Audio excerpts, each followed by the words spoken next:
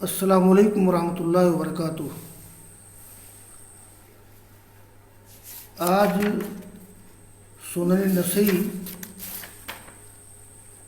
کی کتاب الزکاة کا دوسرا باب ہے، باب التغلیظ فی حبس الزکاة۔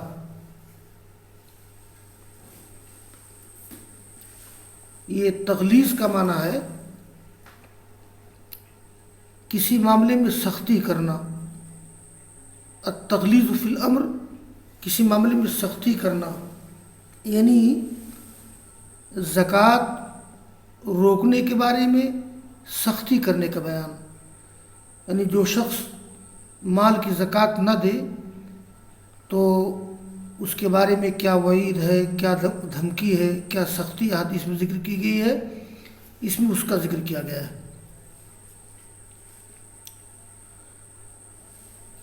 قال امام النسائی رحمہ اللہ اخبرنا حناد بن السری فی حدیثی عن ابی معاویہ عن الاعمش عن المعرور بن سوید عن ابی ذر قال جئت الى النبی صلی اللہ علیہ وسلم وهو جالس فی ظل الكعبہ فلما رآنی مقبلا قال هم الاخسرون ورب الكعبہ فقلت ما لی لعلی انزل فی شیء قلت من هم فداک ابی و امی قال الاکثرون اموالا الا من قال هكذا وهكذا وهكذا حتى بين يديه وعن يمينه وعن شماله ثم قال۔ یہ ابو ذر رضی اللہ تعالیٰ عنہ کہتے ہیں کہ میں گیا رسول اللہ صلی اللہ علیہ وسلم کے پاس، آپ خانہ کعبہ کے سائے میں بیٹھے ہوئے تھے۔ یہ واقعہ یا تو مکی زندگی کا ہے یا مدنی زندگی کا ہے، لیکن آپ مکہ گئے تھے، یا تو فتح مکہ کے موقع کی بات ہے یا حج کے موقع کی بات ہے، لیکن لگتا ایسا ہے کہ یہ رسول اللہ صلی اللہ علیہ وسلم کی مکی زندگی کا واقعہ ہے، اور اسی کو لے کر کے شاید علامہ ابن حزم کا رجحان یہ ہے کہ زکوٰۃ کی فرضیت مکہ میں ہو چکی تھی، اگرچہ یہ رائے مرجوح ہے۔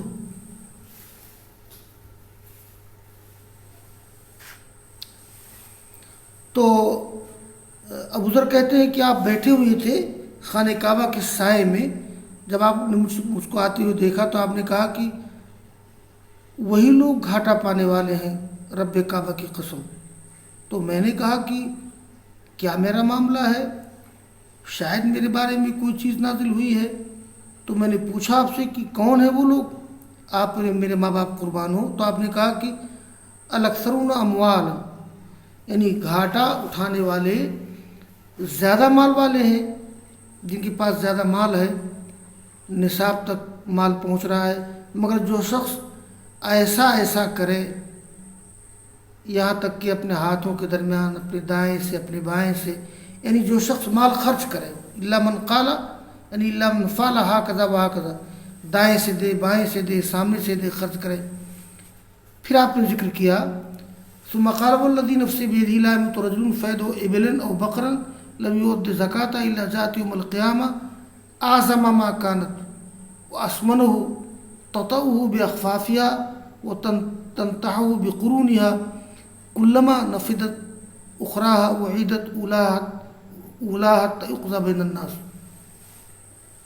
آپ نے فرمایا کہ اس ذات کی قسم جس کے قبضے میں میری جان ہے، کوئی بھی شخص جب اس کی وفات ہوتی ہے اور وہ مرے اونٹ چھوڑ کر یا گائے چھوڑ کر لم یؤد زکوٰۃ، جس نے زکوٰۃ نہیں دی ہے، یعنی کوئی شخص مر جائے اور اس نے اونٹ چھوڑا، گائے چھوڑی، اس کی زکوٰۃ نہیں دی، تو کیا ہوگا؟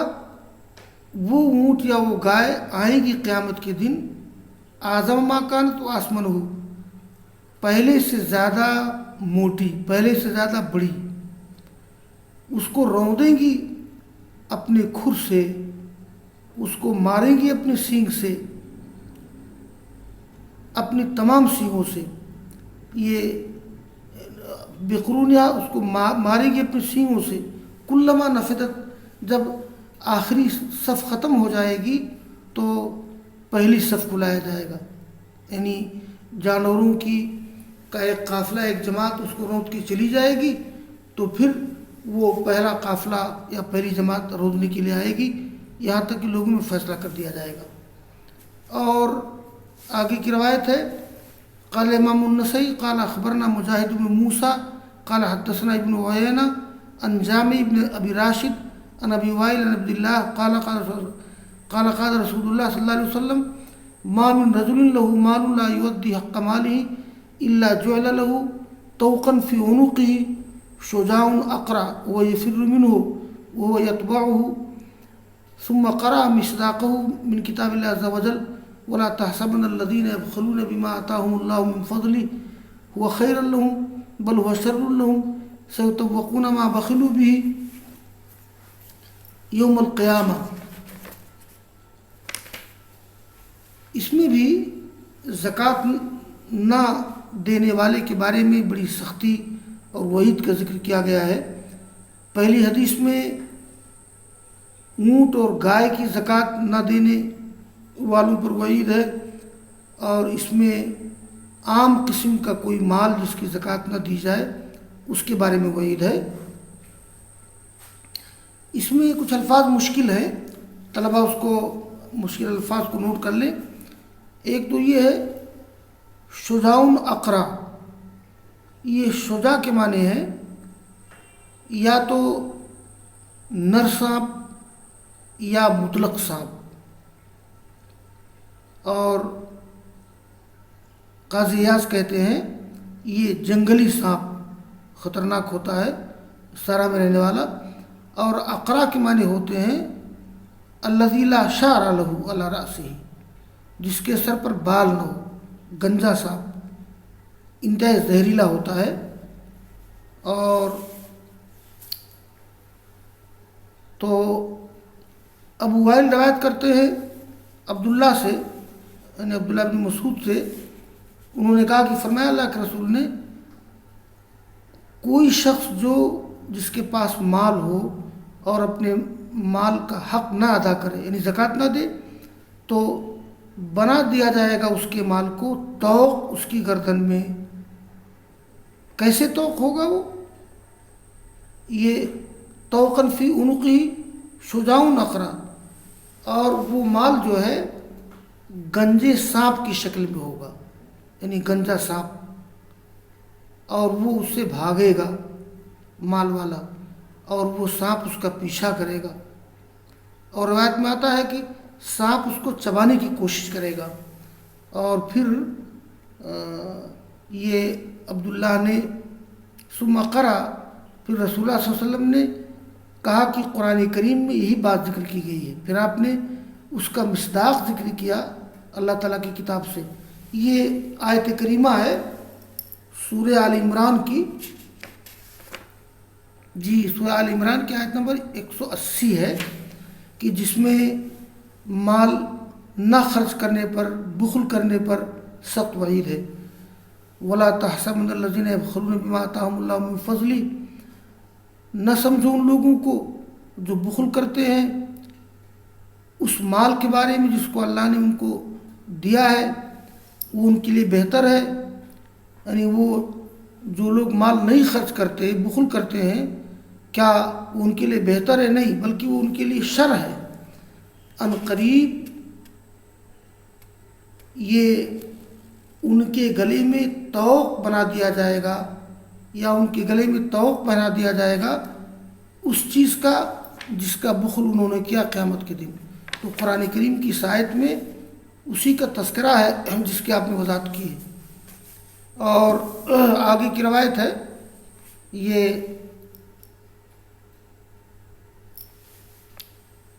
اخبرنا اسماعیل بن مسعود قال حدثنا یزید بن زرع قال حدثنا سعید بن ابی عروبہ قال حدثنا قتادہ عن ابی عمرو الغضانی ان ابا ہریرہ قال سمعت رسول اللہ صلی اللہ علیہ وسلم یقول ایما رجل کانت له ابل لا یؤتی حقها فی نجدتها ورسلها قال یا رسول اللہ ما نجدتها ورسلها قال فی عسرها ویسرها فإنها تأتی یوم القیامہ کأغز ما کانت واسمنه وأعشره يبتغ لها بقاء قرقر فتتوه بأخفافها إذا جاءت أخراها وعيدت عليه أولاها في يوم كان مقداره 50,000 سنة حتى يقضى بين الناس فيرى سبيله ويوم رجل.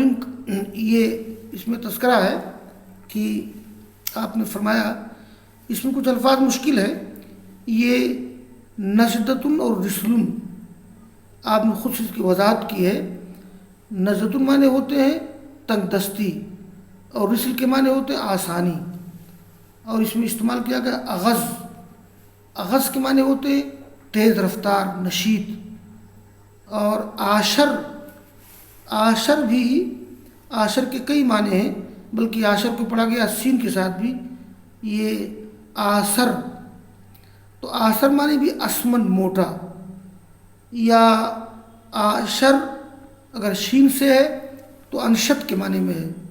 اگر آسر ہے سین کے ساتھ تو موٹا کے معنی میں اور اگر آشر ہے تو انشت کے معنی میں ہے.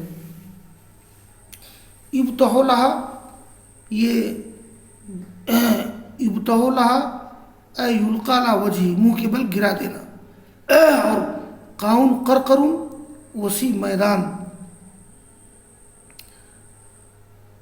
اور آپ فرماتے ہیں کہ ابو ہریرہ نے کہا کہ میں نے سنا اللہ کے رسول صاحب فرما رہے تھے کہ جو شخص جس کے پاس اونٹ ہو اور اس کا حق نہ دے اس کی تنگ دستی یعنی اس کی تنگ دستی اور اس کی خوشحالی میں یعنی آدمی کے پاس اونٹ ہے اور بھلے تنگ دستی ہو یا خوشحالی ہو اس کا حق دینا چاہیے.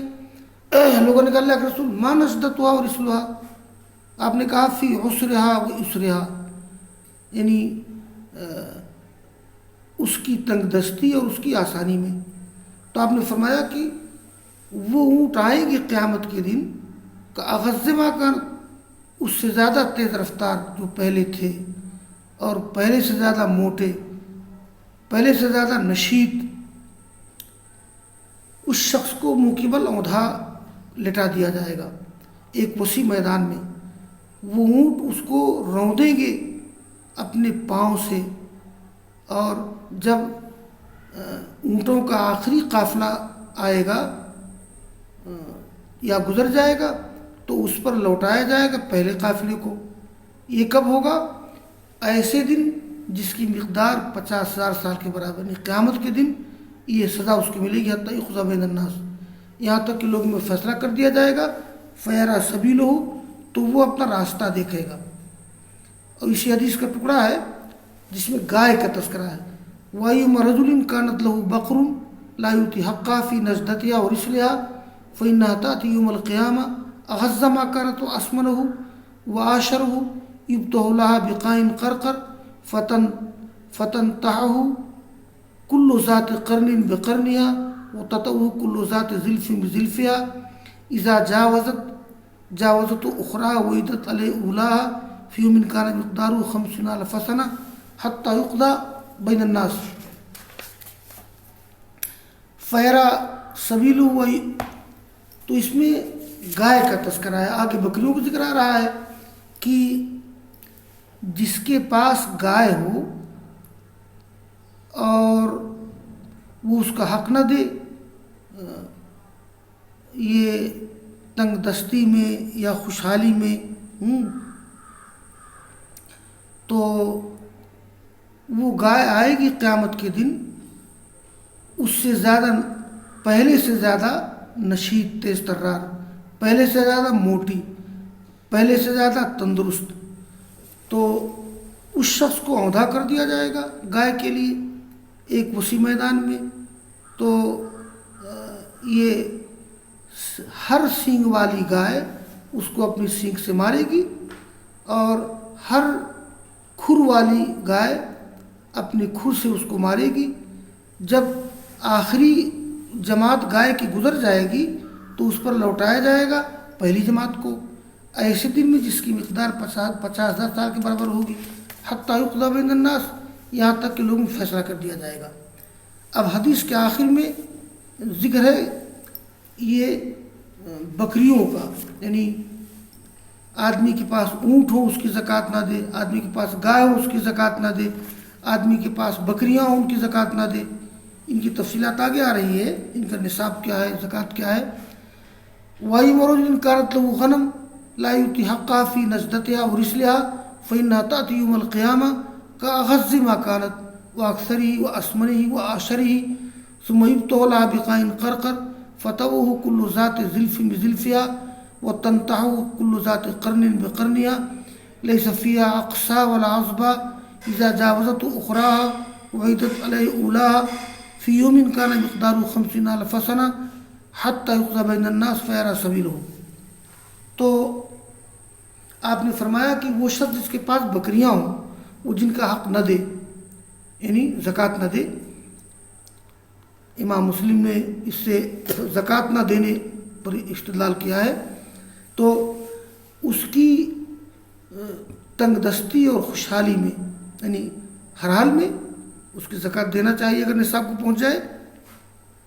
وہ بکریاں آئیں گی قیامت کے دن پہلے سے زیادہ تیز رفتار، پہلے سے زیادہ تعداد میں، پہلے سے زیادہ موٹی، پہلے سے زیادہ تیز ترار، اور پھر اس شخص کو منہ کے بل گرا دیا جائے گا ایک وسیع میدان میں، اور بکریاں ہر کھر والی بکری اس کو روندے گی اپنے کھر سے، اور ہر سینگ والی بکری اس کو مارے گی اپنے سینگ سے، اور قیامت کے میدان میں کوئی بکری اقصا یا عصبہ نہیں ہوگی۔ اقصا کے معنی ہوتے ہیں ملتویت القرنین، جس کی سینگ مڑی ہوئی ہو۔ عصبہ کے معنی ہوتے ہیں مکسورۃ القرن، یعنی ان بکریوں میں کوئی بکری ایسی نہیں ہوگی کہ جس کی سینگ مڑی ہوئی ہو یا جس کی سینگ ٹوٹی ہوئی ہو، سب سینگ والی ہوں گی اور اس کو روندیں گی اپنے مالک کو۔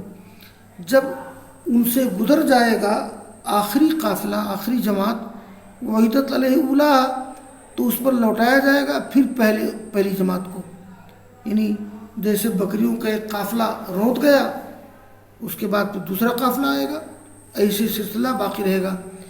ایسے دن میں جس کی مقدار 50,000 سال ہوگی، حتیٰ یقضی بین الناس، یہاں تک کہ لوگوں میں فیصلہ کر دیا جائے گا، فیرا سبیلہ، تو وہ شخص اپنا راستہ دیکھے گا، یعنی فیرا سبیلہ الی النار، یعنی جہنم میں اس کو داخل کر دیا جائے گا۔ یہاں یہ بات ملحوظ رہے کہ زکوٰۃ کو ادا نہ کرنا گناہ کبیرہ ہے، اور زکوٰۃ نہ ادا کرنے والے کو جہنم میں ڈال دیا جائے گا، جس کو اس کے اونٹ، اس کی گائے، اس کی بکریاں رودیں گی۔ لیکن ملحوظ رہے کہ گناہ کبیرہ کا مرتکب ہمیشہ میں جہنم میں نہیں رہے گا۔ جن لوگوں نے گائے کی زکوٰۃ نہیں دی ہے، اونٹ کی زکوٰۃ نہیں دی ہے، بکریوں کی زکوٰۃ نہیں دی ہے، تو انہیں اللہ تعالیٰ جہنم میں داخل کرے گا، لیکن پھر اپنی سزا بھگتنے کے بعد ایک موقع ایسا آئے گا کہ ان لوگوں کو جنت میں داخل کیا جائے گا، جہنم سے نکال دیا جائے گا۔ یہی اہل سنہ والجماعہ کا عقیدہ ہے کہ اگر کوئی شخص صحیح العقیدہ ہے، مشرک نہیں ہے، اور گناہ کبیرہ کا مرتکب ہے، گناہ کبیرہ کی وجہ سے اس کو جہنم میں ڈال دیا گیا ہے، تو اس شخص کو سزا بھگتنے کے بعد اللہ تعالیٰ آخر میں جنت میں داخل کرے گا۔ تو لیکن بہرحال تھوڑی مدت ہو یا زیادہ مدت ہو، جہنم میں سزا ملنا یہ بہت بڑی بات ہے۔